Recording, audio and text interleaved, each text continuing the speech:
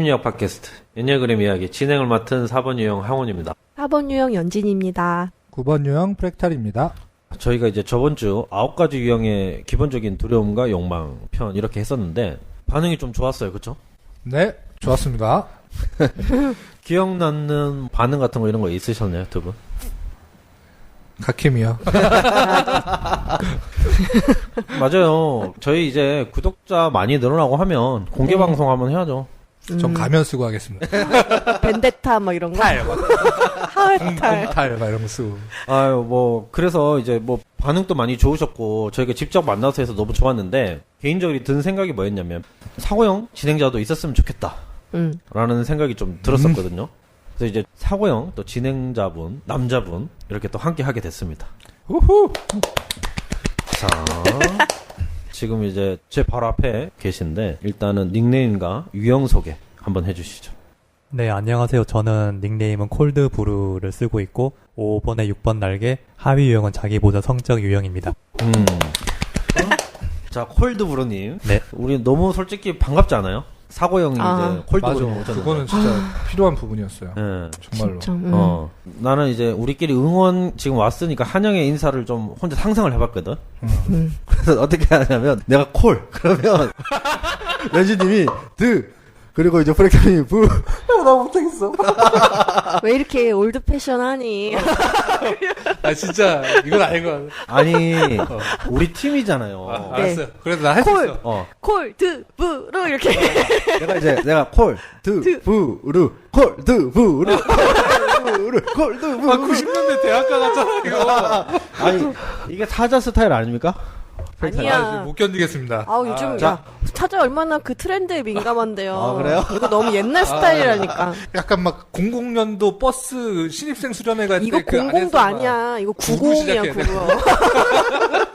90. 청남방에 청자켓 입고 있는 그런. 지금 이렇게.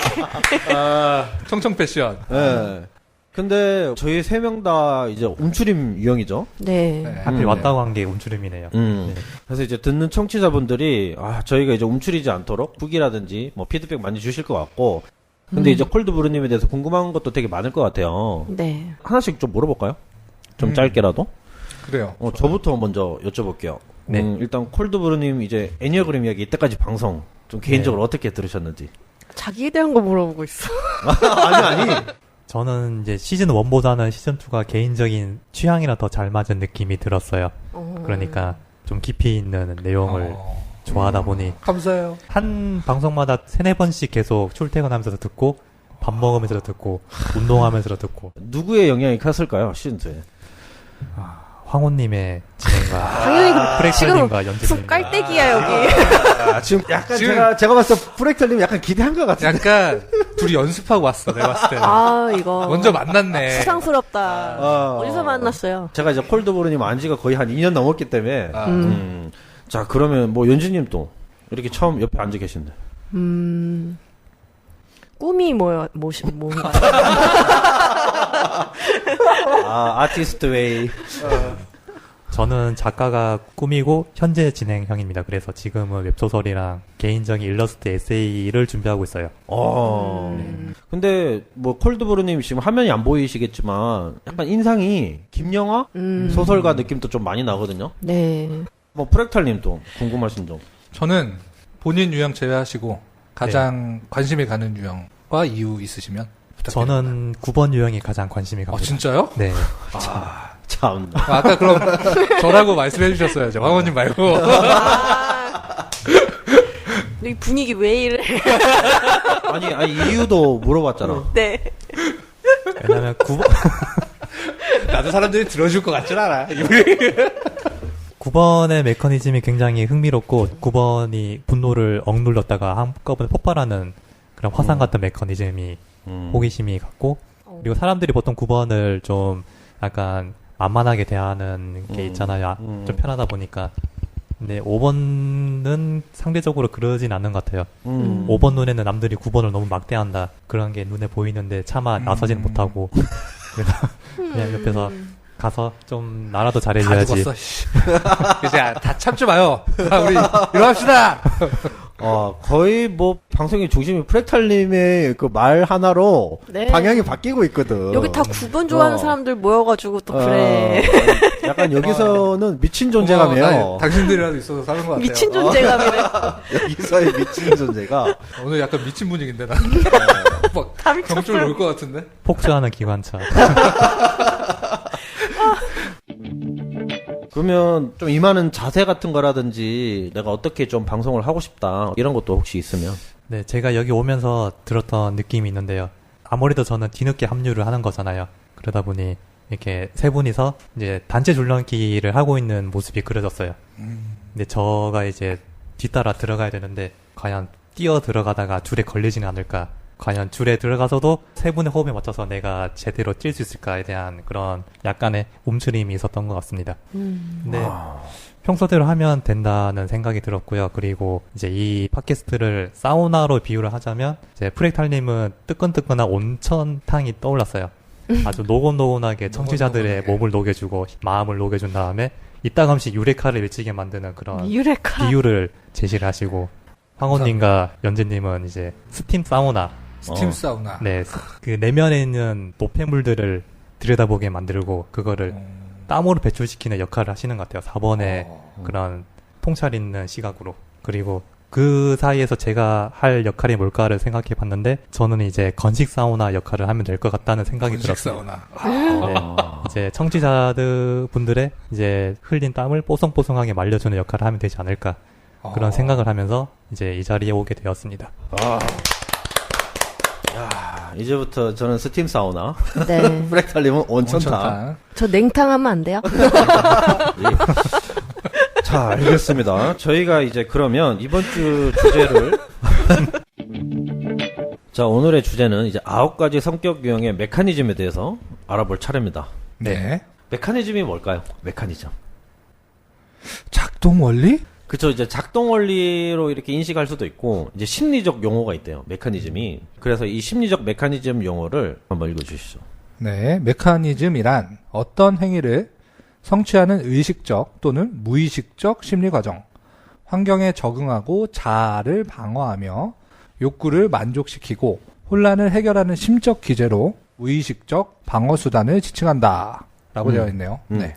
처음에 이런 메커니즘에 대한 거를 접하셨을 때 프렉탈님 좀 생각이 어땠어요? 애니어그램에 메커니즘이 있다. 그러니까 처음 알았을 때는 저는 굉장히 좋았어요. 왜냐하면 제 성향의 MBTI 중에 J 요소가 있어서 그런지 네. 뭔가 딱 떨어지니까 훨씬 편했어요. 그리고 그걸로 이제 약간 해석해 보았을 때 맞아 떨어지는 것도 많고. 근데 한편으로는 이걸로만 사람을 보면 우리가 뭐 기계도 아니고 어떻게 저렇게 다 해석을 하나 싶기도 했는데 그래도 도움은 많이 됐던 것 같아요. 애니어그램을 알아가는 과정 속에서 메커니즘적인 부분은 도움 많이 됐죠. 아까 전에 뭐 작동 원리라도 잠깐 얘기를 했는데 사실 애니어그램이 좀 매력 있는 이유도 그 인간의 역동성에 대한 것들을 잘 그려내고 역동된 상태에 따라서도 메커니즘이 좀 달라지는 경우도 많잖아요. 그렇죠. 막 네. 변화하고 이러니까. 예. 우리가 뭐 날개도 쓰고 뭐 비통합으로도 떨어지고 네. 네네. 뭔가 반영이 잘 돼 있죠. 그 다양한 인간 군상을 다 반영할 수 있는 그 장치가 잘 돼 있는 것 같아요. 그러면 우리가 지금 오늘 다룰 성격 유형의 메커니즘 뭐냐면 그 다양한 각 유형의 다양성 있는 메커니즘 중에서 기본이라고 할 수 있는 메커니즘에 대해서만 좀 언급을 할 거예요. 책에 이 내용도 나와 있진 않잖아요, 사실. 네. 콜드브리님은 이 메커니즘에 대해서 처음에 아셨을 때 좀 어땠어요? 저는 이게 아마 가장 핵심적인 내용이 될 거라고 생각을 했고, 왜요? 왜 핵심적일까? 보통 이제 개념과 관념이라고 많이 얘기를 하더라고요. 개념은 컨셉, 관념은 컨셉션. 저는 이 차이를 잘 몰랐는데 어떤 수업을 듣고 알게 됐거든요.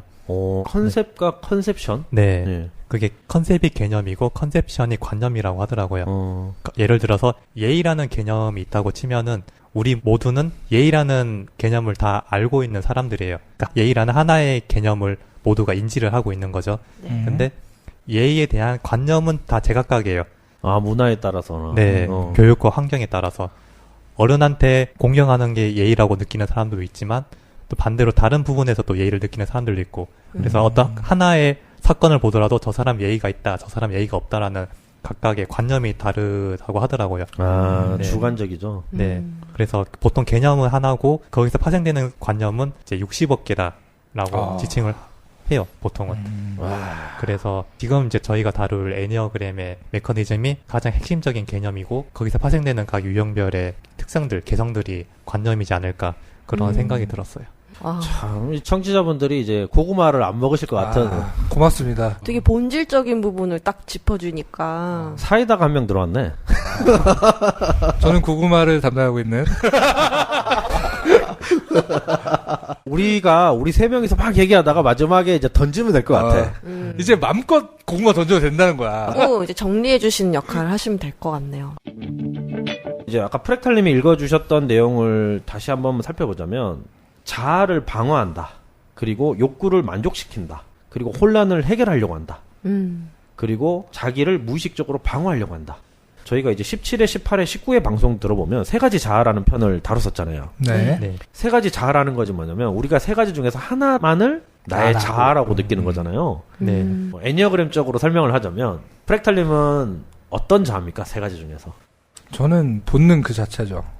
본능의 나. 그쵸. 본능의 나. 좀 쉽게 풀면 본능 말고. 그러니까 굉장한 내 영역을 주장하고 싶은 거예요. 아, 나는 이 세상에 진짜 살아있다. 이걸 느끼고 싶은 거죠. 약간 살아있음을 느끼고 싶다. 네.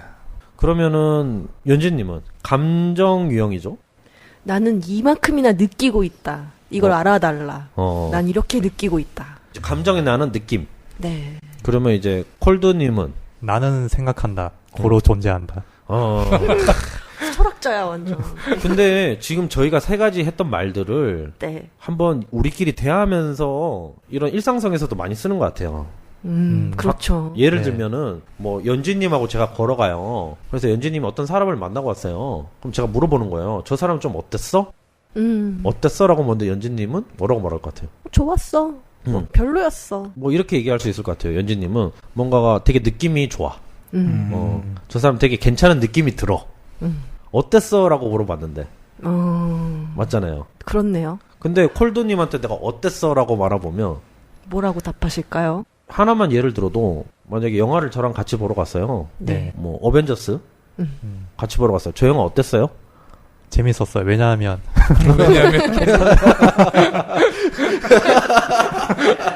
본능적으로 튀어나오는 그렇기 때문에 네, 맞아. 이러이러해서 아, 근데 많이 느껴요. 저도 사고형 분들이랑 얘기할 때. 네. 제 말을 전달하려면 제가 왜 그렇게 생각했는지에 대한 이유를 같이 전할 때 좀 서로 소통이 잘 되더라고요. 네, 그 생각에 중요한 것 대해서 뭐 맞다 틀리다 좋다 아니다를 이렇게 토론하고 공유하는 데서 즐거움을 느끼는 것 같아요. 이렇게 무의식적으로 사고형 분들이 대체적으로 좀 사고의 나 어떤 추론하고 근거가 있고 합리적인 걸 찾는데 뭐 프랙탈님 같은 경우는 본능이 나잖아요. 네. 네. 조금 애매할 수 있거든요. 근데 이것도 쉽게 물어볼 수 있어요. 어떤 사람이 프랙탈님을 디스했어. 그래서 제가 찾아가서 묻는 거야. 프랙탈님한테 좀 기분이 어때? 라고 물어보면 아, 좀 때리고 싶어. 뭐 이렇게 마음은 들어요. 전 표현을 못하지만. 근데 제가 본능형 분들한테 이제 공통적으로 또 느꼈단 말이 뭐냐면 좀 나를 좀 무시하는 것 같은데? 아, 진짜 싫어요. 무시? 힘들어. 그 무시라는 단어를 좀 많이 쓰는 것 같아요. 그러니까 되게 어떻게 보면 강아지가 네네. 굉장히 그 서열에 민감하잖아요. 네. 본능적으로 약간 서열이라는 걸 좀 따지고 있는 저도 있는 것 같아요. 좀 이 사람이 나보다 힘이 세서 이제 위다. 아래다 그러면 이제 굽혀야 되거나 아니면 내가 누르거나 뭐 이런 거에 좀 민감한 부분들도 있는 것 같아요. 약간 위계질서 같은 것도 본능형들은 아까 전에 이제 존재라고 했잖아요. 살아있다. 네. 그러니까는 무시하냐? 날 무시하네? 약간 이렇게 받아들인 것 자체가 뭐냐면 내 존재 자체를 존재 삭제하는 느낌으로 그런 기분을 받는 것 같아요. 나를 무시했다. 이런 식으로 이제 표현을 많이 하기도 하죠. 네. 뭐 연진님은 나는 상처받았다. 그렇네요. 그러면 이제 8번 유형분들이 이렇게 옆에서 말하잖아요. 나는 상처는 안 받는데 화가 나는데? 맞죠? 네. 약간 이런 식으로 이제 무의식적으로 세 가지 자아 중에서 하나를 무의식적으로 택해서 나라고 이렇게 믿고 있고 아까 전에 메커니즘에서 말했던 것처럼 나의 세 가지 자아를 방어하려고 하고 그 욕구를 만족시키려고 하고 방어하려고 하는 수단이라고 한다는 거죠. 그러면 프랙탈린 같은 경우에는 본능의 나를 어떻게든 좀 방어하고 그렇죠. 욕구를 좀 추구하려고 하는 욕망. 네, 크죠. 그 네. 욕망의 크기가. 그래서 이제 프랙탈림의 메커니즘은 약간 이렇게 설명될 수도 있어요. 그 본능을 어떻게 방어하고 그 본능이 원하는 욕망을 추구하는 어떤 심리 가정, 그 메커니즘이 따로 있다라는 거죠. 메커니즘에 대해서 이해하려면 이제 세 가지 뜻이 필요합니다. 네. 일단은 지배 중심. 지배 중심. 이 세 가지 자아 중에서 감정, 사고, 본능 중에서 하나에 되게 지배되어 있다. 네. 네. 그걸 자기 자아라고 믿고 있고, 또 하나는 뭐냐면 처리 중심. 이것이 내가 원하는 이 세 가지 자아 중에서 하나 지배되어 있다라는 게 있다고 말을 했잖아요. 네. 네. 이 지배되어 있는 욕망을 처리를 하는 그 가정이 있어요. 네. 네. 그리고 또 하나는 뭐냐면 억압 중심. 음. 억압 중심이 또 있습니다. 연진님에 대해서 잠깐 얘기를 하자면, 연진님이 이제 4번 유형이잖아요. 네. 네. 그러면 여기에서 이제 감정, 사고, 본능을 이제 세 가지로 이제 나눠볼 텐데, 네. 지배는 뭘까요? 지배. 지배는 당연히 감정이죠. 그럼 처리 중심은 혹시 뭔지 아세요? 뭘까? 본능과 사고 중에 하나잖아요. 예. 이 처리 중심은 뭐냐면 내가 지배 중심을 받고 있는 거를 보조하는 기능이에요. 보조하는 메커니즘이라고 네. 생각을 하시면 되고, 또 하나는 이 세 가지 자아 중에서 억압된 것이 있습니다. 네. 가장 못 쓰고 있는 저희가. 억압되어 있다라는 표현도 맞고요. 사실은 좀 어떻게 보면 좀 퇴화되어 있다? 네. 네. 퇴화되어 있다라고도 표현할 수도 있을 것 같아요. 꼬리처럼. 그래서 이제 이 세 가지 지배 중심, 그리고 처리 중심, 그리고 억압 중심이 어떠냐에 따라서 이 메커니즘이 나뉩니다. 무려 9가지로. 3 곱하기 3은 9. 그쵸. 그래서 이제 기본 성격 유형의 메커니즘을 본능형부터 한번 알아보겠습니다. 애니어그램 지혜 책에 나와 있는 본능 중심의 특징을 한번 다시 정리하고 시작하겠습니다. 네. 본능 중심. 8번, 9번, 1번 유형은 현실에 대한 저항을 유지하는 데 관심을 가진다. 괄호하고 육체적인 긴장에 근거한 자아의 범주를 창조함. 가로 닫고, 이 유형들은 공격과 억압과 관련된 문제들을 갖는 경향이 있다. 이들의 자기 방어 아래에는 많은 분노가 있다. 예, 저희가 이제 팟캐스트 방송 17회 때 다뤘던 내용입니다. 네. 네. 프렉타님 기억나세요? 네. 많은 공격을 그때 받으셨던. 그랬죠. 네. 프렉탈님이 여기서 말하는 현실에 대한 저항을 유지에 관심을 가진다. 네. 이 어떻게 생각하세요, 이 말? 저는 이렇게 해석도 될 것 같아요. 가장 현실을 무서워하는 유형들. 저도 마찬가지고요. 어떨 때 다른 사고형분들이나 감정형분들이 이 현실에 대해서 되게 쿨할 때가 있어. 그럴 때 난 부럽다기보다는 왜 저래? 나는 지금 미칠 것 같은데? 약간 이런 상황들이 있었어요. 지금 아까 읽었던 내용에서 현실에 대한 저항을 유지한다. 그래서 우리가 이제 세 가지 자아 중에서 내가 만약에 본능형이라면 왜곡된 본능을 사용한다라는 거잖아요. 네. 네. 그래서 지금 현실에 대한 저항을 유지한다. 이 말이 무슨 말이냐면 있는 그대로의 현실을 나는 원하지 않아. 그쵸. 있는 그대로의 현실이 지금 우리가 말하는 이 외부 세계의 현실만 얘기한 게 아니거든요. 내면의 현실도 있어요. 네. 내면의 본능은 뭡니까? 인간은 실수하고 불완전하고 나약하고. 네. 그래서 이제 1번 유형은 내면에 있는 충동에 저항한다. 이 말은 곧 내면 현실에 저항한다. 네. 8번 유형은 외부 현실에 저항한다라고 하거든요. 별명이 뭐예요? 도전하는 사람. 8번 유형의 욕망 하나만 떠올려 보세요. 뭐예요? 나를 보호하고자 하는 욕망. 그 말은 뭐겠어요? 외부 세상으로부터, 외부 환경으로부터, 그리고 이런 말도 있잖아요. 자기 삶을 스스로 결정하는 거. 네. 제가 다른 8번 분한테 들은 말이 있는데, 나는 내 운명을 따르지 않겠다. 내 운명은 거스를 테다. 운명은 내가 만든다. 오. 맞아요. 내 운명은 내가 결정한다. 이 말도 맞잖아요. 네. 근데 그 말에서 얼마나 현실에 대한 저항을 유지하는지 느껴지지 않나요? 본능형이 유일하게 현실을 인정하지 않는 것 같아요. 그러니까 감정형과 사고형은 현실을 인정하고, 이제 감정형은 그 안에서 나는 어떻게 보여야 될까를 탐구한다면 사고형은 이 현실에서 어떻게 생존해야 될까를 고민하는데, 본능형은 이제 이 현실은 마음에 안 드니까 인정하지 않겠어. 내가 만들어 나가겠어. 그런 게 느껴지는 것 같아요. 약간 왕 되려고 하는 것 같은데?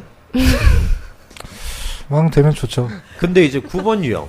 네. 외부의 현실적인 위협과 내부의 충동의 위협을 다 저항한다 그러잖아요. 피곤하겠다. 두 제국의 왕이 되겠다. 다 죽었어. 근데 이제 끊임없이 그거를 유지하는 게 전략이라고 하잖아요. 네. 네. 그러면 유지하는 것에 대해서 어떤 식으로 전략을 쓰냐, 메커니즘을 쓰냐. 그래서 8번, 9번, 1번 유형이 각각의 메커니즘이 따로 있다라는 얘기죠. 네. 그러면 늘 시작했던 것처럼 그쵸. 8번부터죠. 고유명사 8번. 자, 8번부터 먼저 메커니즘에 대해서 설명을 하겠습니다. 지배 중심은 본능, 네. 처리 중심으로 사고를 씁니다. 그리고 이제 억압된 것은 감정.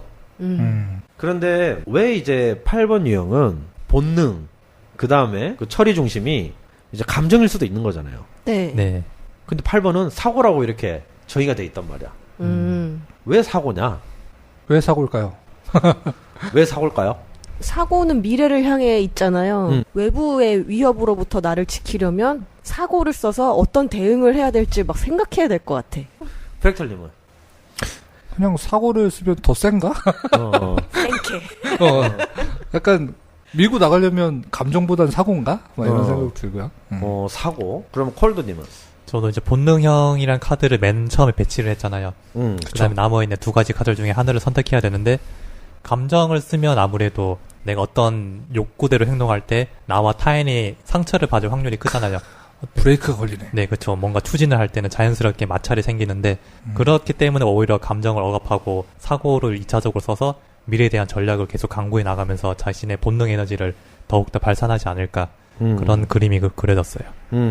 맞아요. 내가 어떻게 보면 원하는 거는 본능이고 내가 나를 강하게 만들고 보호하려고 하는데 감정이라는 거를 좀 지원받아서 처리하게 되버리면 네. 내가 강해지려고도 하다가도 도와줄 것 같아.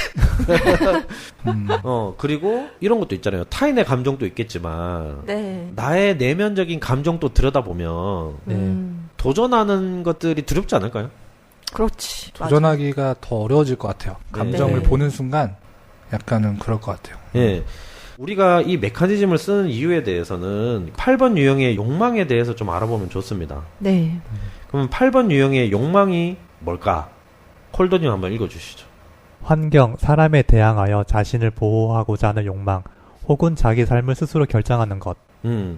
그러니까 외부에서 대항해서 내가 나를 보호하기 위한 욕망을 끊임없이 추구하기 위해서는 본능 그리고 이제 사고를 써야지만이 두 에너지가 합쳐진 것을 써야지만이 자기를 보호할 수 있고 내가 내 삶을 스스로 결정할 수 있다고 생각을 하는 거죠.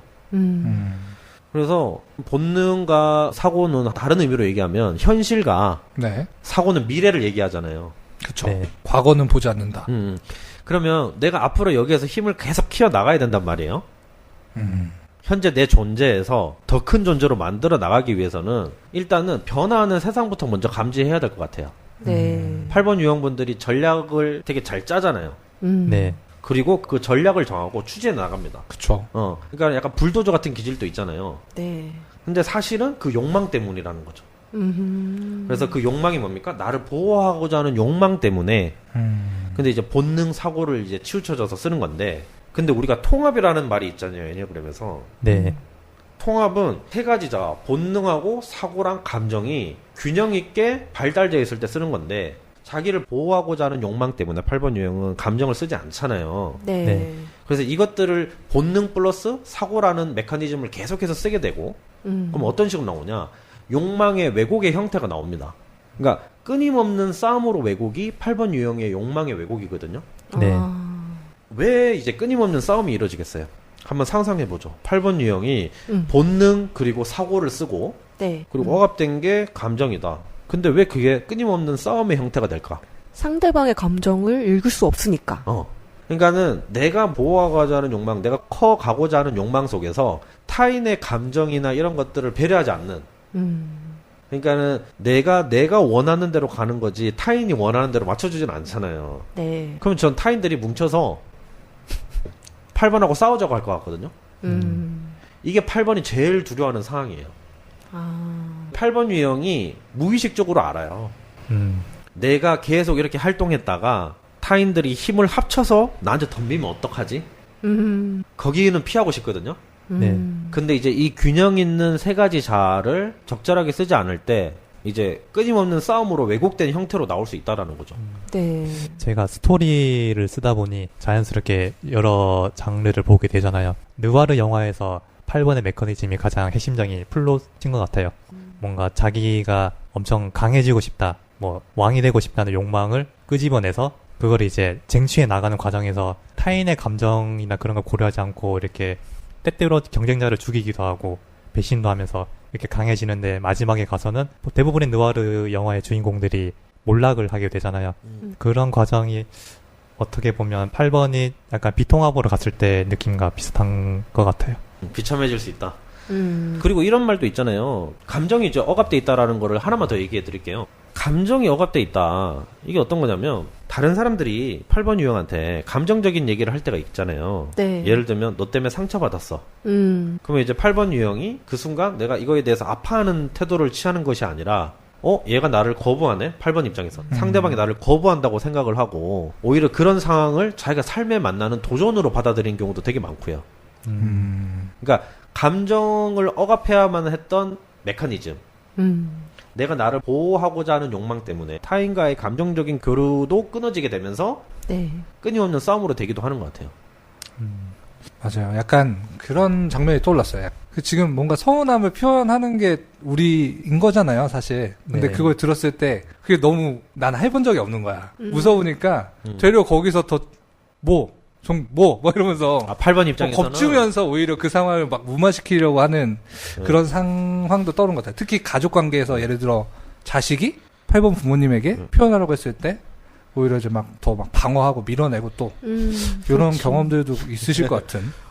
그리고 또 이런 거 있잖아요. 8번에게 이제 감정형들은 서운함을 말하는 게 나의 그 바닥까지 이렇게 보여주고 같이 풀어가자는 의미로 얘기를 하는 걸 수도 있는데 치밀하다라는 건데 친밀하게 하고 싶다라는 의미로 서운함을 말하는 건데 8번 입장에서는 싸우자 이렇게 받아들일 수 있으니까 그래서 뭐지? 이게 지금 나랑 싸우자는 건가?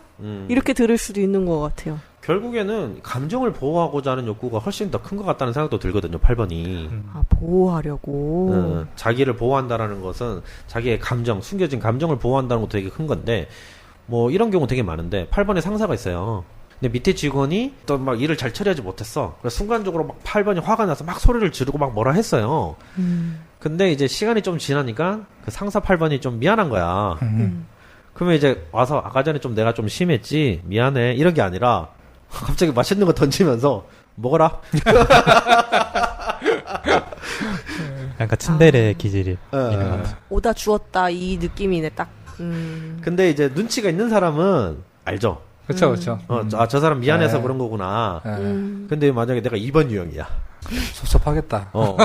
아니 왜 미안하다고 말 안 해? 나 상처받았는데. 뭐 이런 식으로 엮이는 경우도 되게 많은 것 같아요. 근데 이제 그 모든 어떤 패턴들이 사실은 이 메커니즘. 네. 나를 보호하고자 하는 욕망을 계속해서 쓰기 위해서 본능과 사고라는 지원을 받아서 처리 중심을 하면서 억압된 것이 감정이기 때문에 나오게 되는 상황이 아닌가? 네.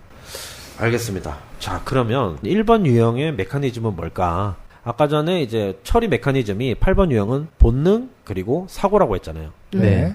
그럼 이제 1번 유형은 같은 본능, 사고를 쓰면 같은 8번 유형이 되거든? 네. 그렇죠. 그럼 이제 하나 남은 게 뭐예요? 감정 써야죠, 감정. 예. 지배되어 있는 메커니즘은 본능이고요. 처리하기 위해서는 감정을 씁니다. 감정은 뭘까요? 감정. 연진님. 감정, 나라는 사람을 대비치는 거기도 하고 다른 사람에게서 내가 어떤 걸 느끼는지를 또 계속 비춰보는 그런 거울 같은. 어떻게 보면은 사고와 감정을 좀 나누면 저는 감정은 주관, 사고는 객관. 그렇네요. 그렇게 나눌 수도 있을 것 같아요. 프랙탈님이 생각하는 감정. 저는 감정형 하면 우선 4번이 떠올라서. 근데 죄송합니다. 아니야. 근데 그 4번의 진실함. 그러니까 진실함이라는 속성이 분명히 감정이 있다고 생각하거든요. 예. 근데 그게 1번 분한테 지원해 주는 거잖아요. 네. 처리 메커니즘. 그러니까 본능을 원하는 1번 유형이 진실된 이 감정의 속성을 지원받으면 딱 양심이 나오는 것 같아요. 양심. 약간 1번 유형을 대표할 수 있는 키워드가 또 양심이 될 수도 있잖아요. 약간 유교 느낌도 좀 나죠. 그런 어떤 중요한 정말 지켜야 되는 도리 막 이런 것들이 될 수도 있을 것 같아요. 어떤 상황에서도 나는 도리를 따른다. 신념. 그러니까 내면 안에서 느껴지는 어떤 무언가거든요. 네. 처리 메커니즘이 본능 그리고 감정이라는 것이 합쳐졌을 때 네. 우리가 좀 유추해 보려면 1번 유형의 별명과 욕망을 한번 살펴보면 돼요. 네. 자, 1번 유형은 개혁자라는 별명을 가지고 있죠. 네. 그리고 욕망을 한번 알아보겠습니다. 콜드님 한번 읽어주시죠. 내면 충동에 대항하여 완전하고자 하는 욕망, 선하고 올바르며 균형 있고자 하는 욕망. 본능 그리고 이제 지원하는 것이 감정이라 그랬잖아요. 네. 근데 여기에서 만약에 본능 그리고 사고를 만약에 내면에서 쓴다. 그러면 생각을 해보면 완전해질 수도 없고 네. 선할 수도 없고 올바르고 균형 있고자 하는 것이 계속 유지 안 된다라는 걸 저는 알 것 같아요. 네. 근데 이렇게 1번 유형의 욕망이 완전하고자 하고 선하고자 올바르고자 하는 거는 뭐냐면 저는 느껴지는 거라고 생각해요. 뭔가 정말 아까 말한 것처럼 객관적으로 표현된다기보다는 네. 내 안에 내 주관으로부터 정말 그게 느껴지는 거죠. 네. 내가 완전하구나. 이런 부분들. 우리가 뭔가 법이라는 것도 사실 인간 마음 안에서 투영돼서 나온 거잖아요. 그렇죠. 네, 심판관이라고 하는 별명도 있는 것처럼 내가 완전하고자 하는 욕망, 선하고 올바르고 균형 있고자 하는 것은 뭐냐면 인간이 가지고 있는 본능 안에서 이렇게 해야 된다고 하는 느껴지는 것들인 네. 것 같아요. 그래서 8번과 1번의 메커니즘이 다를 때 이제 전략을 따를 때도 되게 다르거든요. 8번 유형은 본능 그리고 사고를 쓰잖아요. 네. 네. 내가 원하는 본능을 위해서 지금 미래의 상황을 봤더니 자꾸 변해 세상이. 그럼 전략을 계속 바꿀 수 있어요. 네.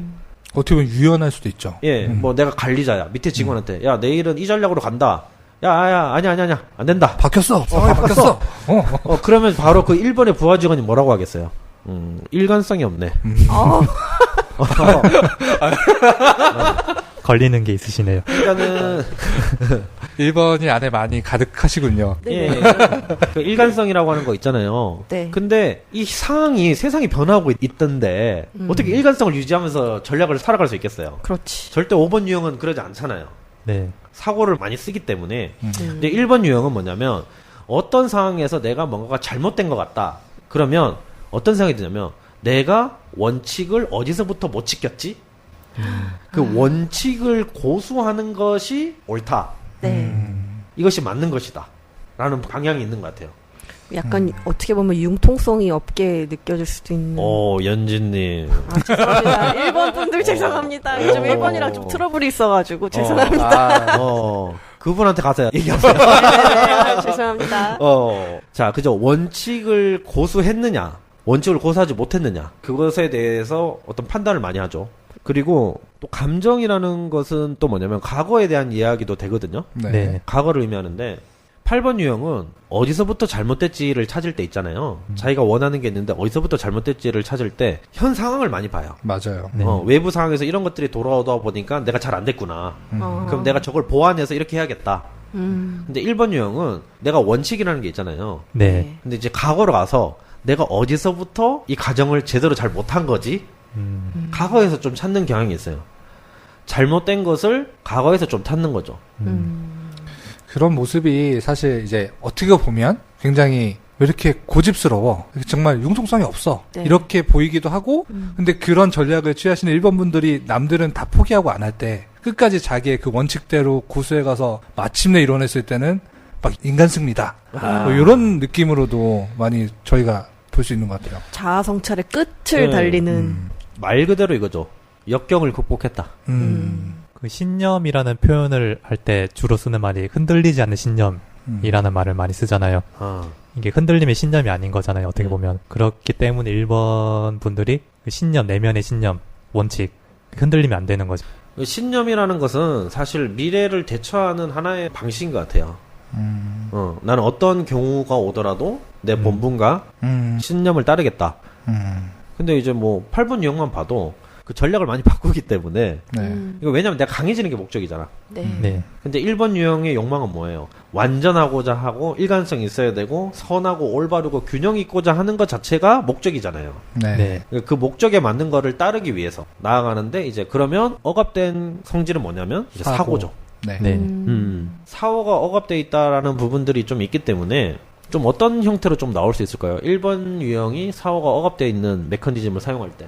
일의 우선순위나 경중을 따질 때 거기서 상대적으로 약간 좀 어려움을 느끼는 경우가 있을 것 같고요. 맞아요. 지금 얘기 듣고 생각난 게 뭐냐면 그 우리가 시험 기간을 하잖아요. 시험에서 이제 주어진 시험들이 있는데 되게 이것들 뭐 국영수 되게 중요하죠. 근데 중요하지 않은 그 시험도 있잖아요. 네. 그러면 이제 뭐 3번 유형 같았으면 효율이 천재잖아. 정말 중요한 거에만 매진을 해. 네. 근데 1번 유형은 모든 나한테 주어진 것들은 완벽하게 해내고 싶은 거예요. 모든 원칙을 고수하는 거잖아요. 자기만의 원칙을. 네. 그것이 저는 사고가 억압되어 있는? 그래서 1번 유형은 내가 뭔가가 미래에 대해서 대처할 때도요. 내가 뭔가가 잘 성취해내지 못할까봐 두렵다가 아니라 내가 완벽하게 일을 처리하지 못할까봐 두렵다고 얘기하는 경우가 되게 많아요. 그러니까 모든 일에 대한 안전을 완벽이라는 그 기준을 정하고 기준을 수행하는 방식으로 미래에 대한 안전이나 내가 원하는 거를 추구하려고 하는 전략이 있다라는 거죠. 네. 제가 이제 9번 유형이지만 1번 날개 쓰잖아요. 1번 날개 세죠. 세라고 학원님이 얘기하시니까. 네, 저 1번을 많이 이해할 수 있다고 생각하는데. 얘기해주세요. 아까 그 시험 얘기하셨을 때, 제가 보통 책을 사면은, 모르겠어요. 다른 분들은 어떻게 읽으시는지 모르겠는데, 저는 이렇게 딱 1페이지부터 봐야 돼요.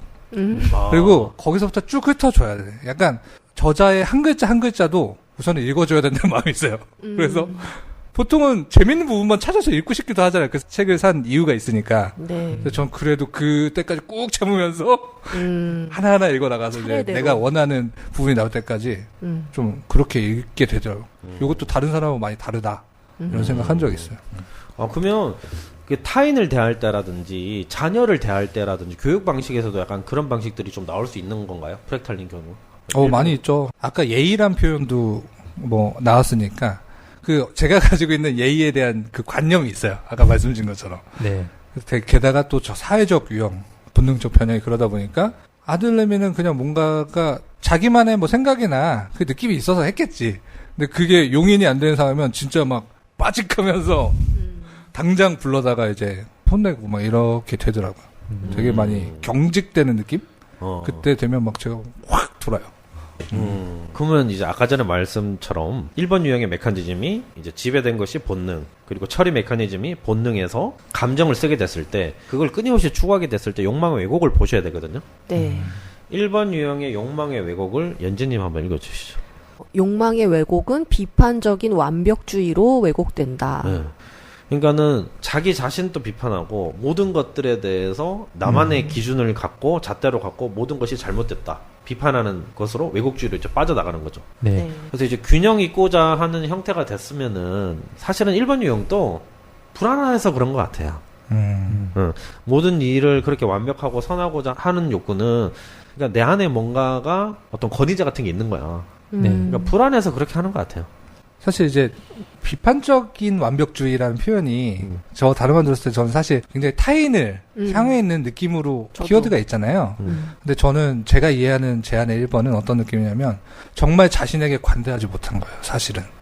사실 나에게 관대해서 뭔가 이런 비판에 대해서 나에 대한 초점을 조금만 풀어줘도 사실 사람들에게 더 관대할 수 있는 부분들이 있으신데 나에게 관대하지 못할수록 사실은 너는 옳지 남에게도. 않다라고 얘기할 수 있는 그런 부분도 있는 것 같아요. 내가 나를 용서하지 못하니 네. 타인이 그런 행동들을 보게 됐었을 때 용서하지 못하게 되는 태도가 있는 건데, 네. 그럼 타인한테도 비판을 듣게 된다면 1번 유형은 되게 힘들 것 같아요. 그쵸. 그럴 수 있겠죠. 내 안에서도 나를 비판하는 자아가 있는데 네. 외부 사람들이 또 지적을 해. 어떻게 좀 풀어줄까요? 안마 좀 해줘요? 제 스스로 하겠습니다. 이것마저도 또 이렇게 어. 완벽주의. 나 스스로 한다. 돈 아니, 좀 받아요. 그래서 지금 1번 유형까지 좀 알아봤습니다. 이제 프랙탈님이 있는 9번 유형. 이제 9번 유형의 욕망 한번 읽어주시죠. 자, 9번 유형의 욕망은 내면 그리고 외부 위험 모두에 대항하여 내면의 안정감과 평화를 유지하는 것에 대한 욕망. 내부 현실과 외부 환경 위협 모두를 대항해서 내면의 안정감과 평화를 유지하는 것에 대한 욕망을 추구하려면 어떻게 해야 될까?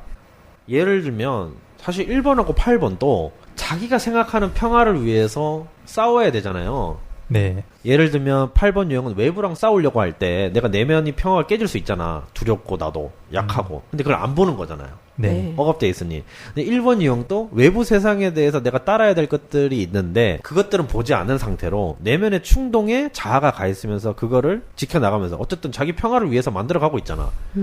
근데 이제 9번 유형은 둘 다 이거에 대해서 대항해야 된다. 그러면 내면의 안정감과 평화를 유지하는 거에 대한 욕망을 쓰려면 어떻게 해야 될까요, 프랙탈님? 몰라요. 모르겠어. 메커니즘이 어떻게 돼야 될까? 근데 이제 제가 이제 세 가지 자아편에서도 말했듯이 8번과 1번은 반쪽짜리 본능을 원한다. 네. 8번은 외부 세계에 대한 본능, 1번은 내면 세계에 대한 나만의 본능. 그럼 이제 9번은 뭐라고 제가 표현했냐면 완전한 본능을 원한다 그랬어요. 그렇죠. 내부의 평화와 외부의 평화. 그러니까 평화라는 거는 뭐냐면 결국 내가 원하는 대로 그러면은 어떻게 해야 되냐면 이 사람이 원하는 거는 그런 안정감이에요. 근데 외부에서 내가 원하는 대로 일어나고 있지 않은 거야. 예를 들면 저희가 지금 방송을 하고 있는데 프랙탈님이 원하는 욕구가 있어. 근데 항원이 안 따라줘.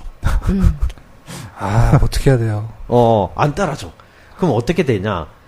내면에서부터 부글부글 올라옵니다. 다른 1번처럼. 네. 1번과 8번처럼 분노를 표시하고 싶단 말이에요. 내 뜻대로 하고 싶으니까. 네. 그러면 내면의 평화도 이미 깨지고, 내가 지금 힘들잖아. 그리고 그 내면의 욕구를 느껴서 외부에서 나랑 싸워. 그럼 나랑 또 평화가 깨지잖아. 네. 내가 원하는 이 외부 환경도 아니야. 그러면 이제 가장 좋은 방식은 뭐냐면, 내가 내 욕구를 나태하게 만드는 거야. 알아차리는 거 관련해서. 그러니까 나태라는 표현이 이제 나오죠. 네. 9번 유형이 게으름이라는 표현이 나오잖아요. 그러니까 행동이 게으른 게 아니라 내가 중요한 순간, 내가 내 욕구를 알아차려야 되는 중요한 순간에 알아차리지 않는 것이 이제 나태함이라는 심리 용어로 나온 거거든요. 자기의 욕망에 대해 둔해진다는 거지. 그러니까 본능형임에도 불구하고 1번과 8번하고는 달리 그 욕망을 느끼지 않는 거죠. 그래서 내면과 외부의 평화 모두를 지키는, 예. 겉으로 보기에는 지키는 것처럼 보이는. 예, 맞아요. 이게 또 중요한 게 뭐냐면, 아까 욕망을 느끼지 않는다 그랬잖아요. 근데 욕망을 느끼면 내 뜻대로 하고 싶은 욕망이 생겨. 이 세상에서. 그러면 1번하고 8번처럼 엄청 화내. 세상을 살면서. 그러니까는 9번 유형은 그때부터 착한 사람 아닌 거거든? 그렇죠. 저 착한 사람 아닙니다. 그러니까 그 욕구를 느끼는 순간부터 내 마음대로 해야 된단 말이에요. 네. 그러니까 그래서 분노를 안 느끼려고 하는 것 같아. 그러려면 내 욕망도 안 느껴야죠. 이제 무시하고 나태라는 게 이제 안 느낀다고 하잖아요. 근데 정말 원한단 말이에요. 내 욕망을. 내 뜻대로 다 됐으면 좋겠어, 세상이.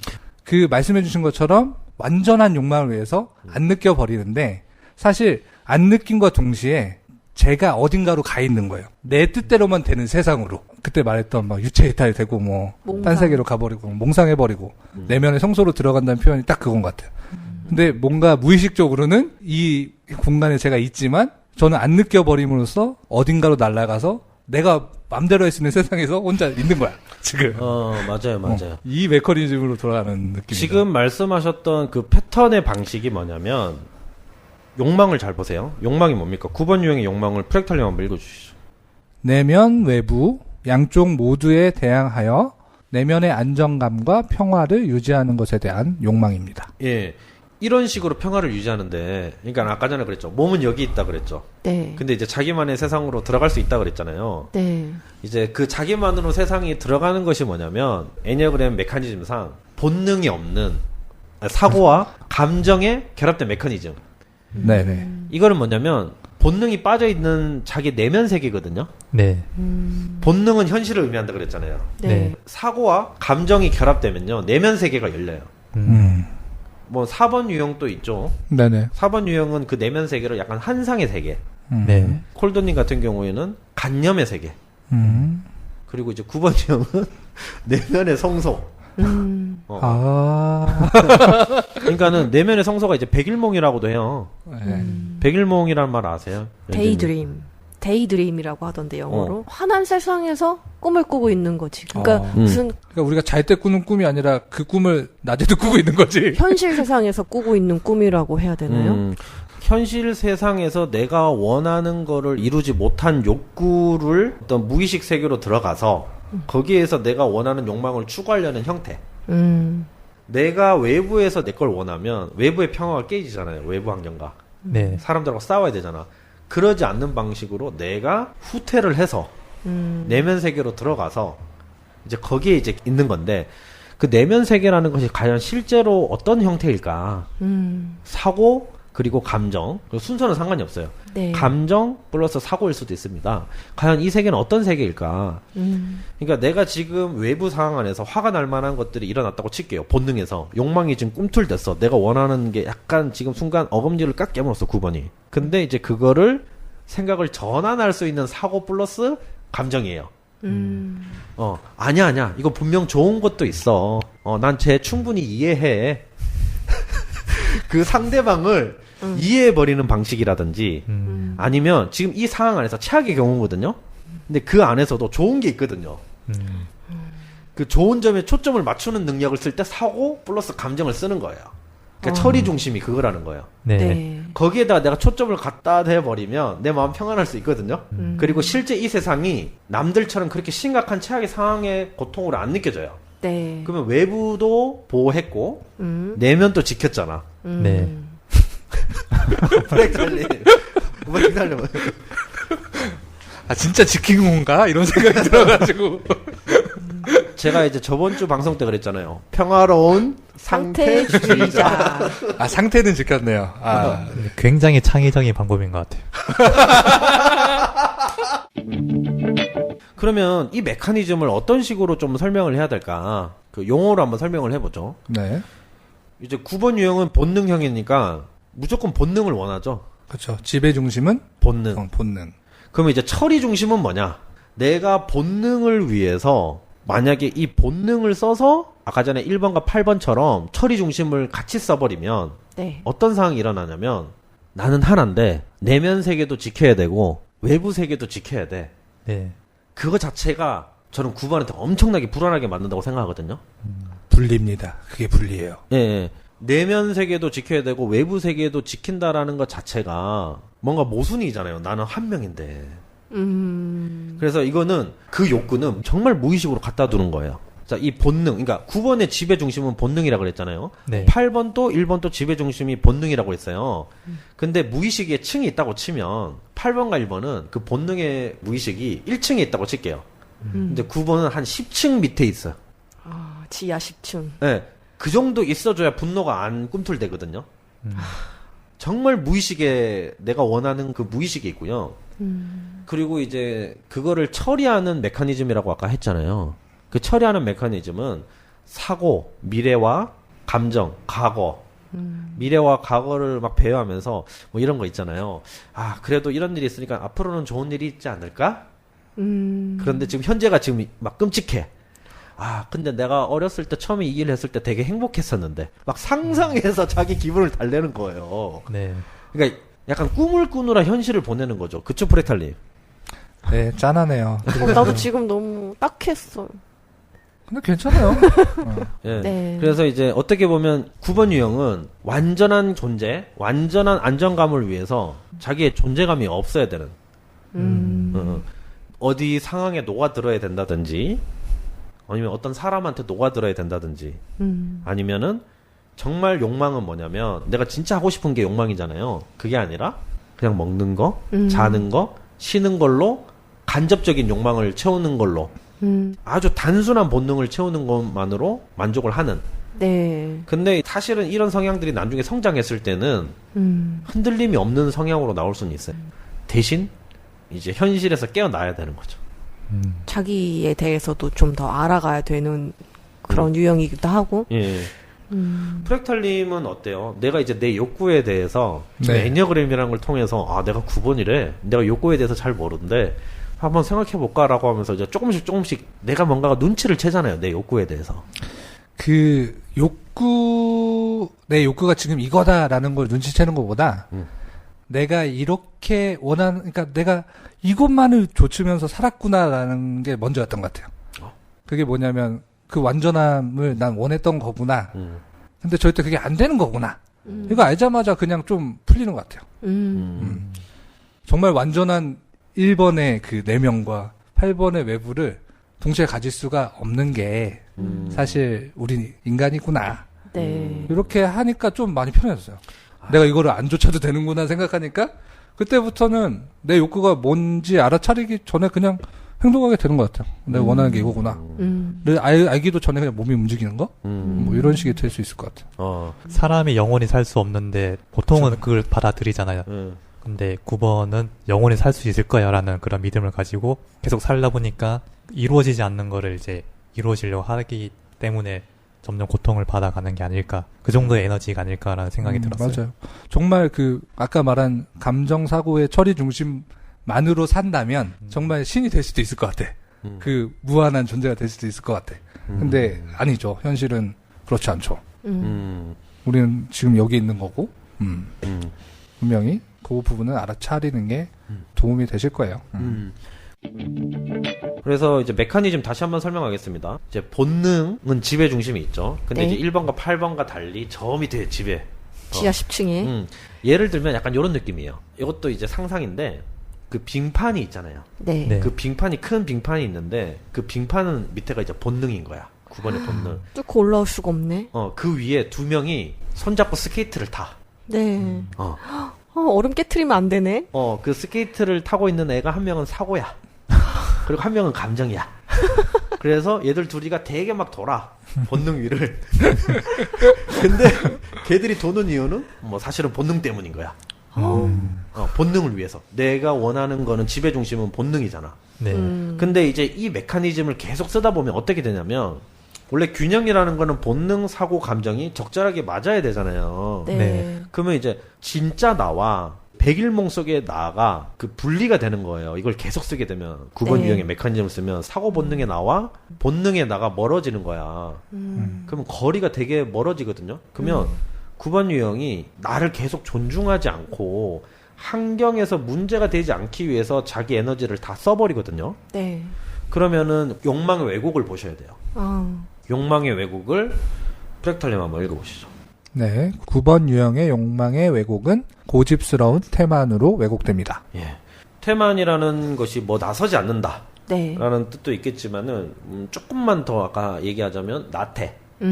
내가 뭔가가 이 현 시점에서 중요한 것들을 알아차려야 될 때, 내가 알아차리지 않으려는 욕구. 둔감해지는 거. 그래서 제가 9번한테 이 얘기를 했더니, 저는 그 상황이 별로 중요하다고 생각 안 했어요. 사실 자기 인생에서 되게 중요한 순간이거든요. 뭐 회사 이직 문제라든지, 네. 파트너 문제라든지. 그 순간에 더 알아차리지 않으려는 거죠. 그래서 이제 9번 유형의 그 메커니즘을 다시 한번 정리하면 이제 본능의 지배 중심을 쓰고 있고, 그리고 이제 처리 메커니즘은 사고 플러스 감정. 네. 근데 이제 마찬가지로 억압된 중심도 본능이라는 거죠. 그러니까 이게 너무 본능이 지배 중심인데 고립도 본능이야. 얼마나 자기 모순이 많을까 이런 생각이 들거든요. 그 분리되지 않으려고 하는 욕망이 있잖아요, 9번이. 그런데 그 욕망을 따르다 보니까 본질적인 자아와는 분리가 되어버리는 그런 아이러니가 생긴 것 같아요. 본질적인 자아는 본능인데. 네. 평화로운 마음이, 그러니까는 내가 평화로운 게 아니라 어떤 상황이 와도 나는 평화를 따르겠다. 그 불안정한 상태는 피하겠다. 그것이 내가 원하는 욕망이다. 라고 이렇게 생각을 하는 것 같긴 합니다. 네. 그럼 이제 다시 한번 정리해 볼게요. 8번 유형은 메커니즘은 지배중심 본능, 그리고 처리된 메커니즘 본능 플러스 사고, 네. 그리고 억압된 중심은 감정.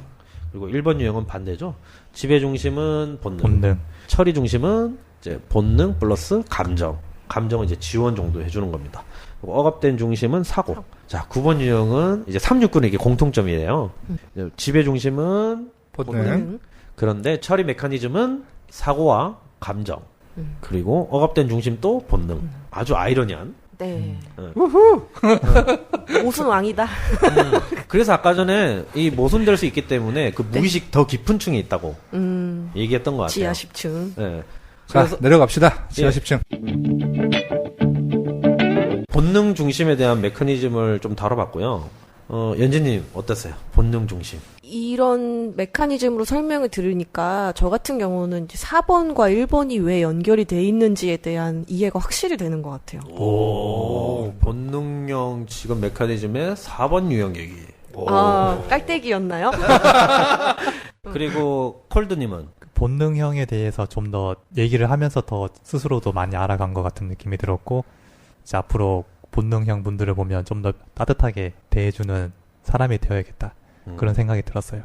본능형들이 약간 이렇게 성격 에고를 많이 쓰게 될 때, 메커니즘 욕망이 강해질 때, 네. 그 말은 자기가 그만큼 위협적이라고 느껴졌을 때 욕망을 강하게 쓰겠죠. 그때 우리가 이런 메커니즘 태도로 이제 보게 된다면 아 저런 모습의 형태구나 라는 것도 알 수 있고, 사실은 우리도 그 본능의 위협을 받게 되면 똑같은 형태가 나온다라는 것도 있거든요. 진짜로. 그리고 이제 뭐 9번 유형이신 프랙털님은 본능형 메커니즘에 대해서 또 네. 오늘 또 먼저 다뤘는데 어떠셨나요? 네, 항상 본능형 먼저 다뤄주셔서 감사하고요. 정말 8번, 1번하고 다르게 9번 유형은 제가 9번 유형인데도 메커니즘이 처음에 어렵더라고요. 그쵸. 굉장히 너무 역설적이니까. 근데 어찌됐든 이 메커니즘을 통해서 분명히 우리가 알 수 있는 것도 많은 것 같아요. 그리고 이렇게 정말 재밌지 않아요? 이렇게 9가지 유형 나눠놓고 욕망도 보고 이제 뭐 그냥 일반적인 얘기도 했는데 또 이런 메커니즘 얘기까지 들어가면 저희가 저희 안에 어떤 부분들이 무서워서 이런 식으로 행동하는구나가 조금 더 쉽게 네. 바라볼 수 있는 또 좋은 지점이 될 것 같아서 오늘 방송도 너무 좋았습니다. 와. 진짜 이 메커니즘이 너무 명쾌해요. 이해하기가 그러니까 너무 일반화되긴 어렵지만 예. 그래도 분명히 도움 되는 것 같아요. 그죠. 아니, 근데 애니어그램 자체가 역동성이 있잖아요. 네. 그 성격 유형이 아까 제가 말했죠. 욕망의 형태를 가장 먼저 쓰려고 할 때, 그 욕망을 추구하는 기본적인 메커니즘. 그렇게 이해하면 제일 쉽고요. 그 욕망이 좌절됐을 때 메커니즘도 또 있어요. 그것도 엄청 재밌죠. 예. 그러니까 인간이 그래서 하나로 이렇게 나뉠 수가 없다라는 거. 네. 본으로 나뉠 수가 없고 어떤 메커니즘으로 나뉠 수 없는 존재라는 거. 꼭 기억하셨으면 좋겠고. 근데 같은 메커니즘이 있지만 자란 환경이나 그런 교육 그런 게 다 다르면은 이제 변수들이 계속 추가가 되잖아요. 변형. 네, 그 변수들에 따라서 계속 변형된 메커니즘을 가진 유형이 나올 것 같아요. 맞아요. 사실 그 뭐 요즘에도 변형 너무 많잖아요. 뭐 하위 유형, 본능적 변형 1차, 2차, 트라이 타입이라는 것도 있고 뭐 이런 식으로 많이 겹쳐지는데, 근데 이게 막 섞여져 있는 게 아니라 사실은 그 맞아, 층이 맞아. 있어요. 층이. 맨 지하 1층, 이제 본질이 맨 지하에 있다고 치면 그 위에 1층, 2층, 3층 이런 식으로 층으로 이렇게 있는 거고, 우리는 그 위에서 보면 되게 막 혼잡스럽게 보이잖아요. 네. 구름처럼. 그랬던 것 같고, 그래서 이제 많은 분들이 이렇게 방송 또 들으실 텐데 또 많이 응원해 주셨으면 정말 저희한테 많이 힘이 되겠죠. 네. 네, 많이 댓글과 관심 그리고 하트 꼭 눌러주시기 부탁드립니다. 귀여웠어요. 네. 알겠습니다. 저희 방송 앞으로도 꾸준히 관심 가져주시고 다들 수고하셨습니다. 수고하셨습니다. 수고하셨습니다.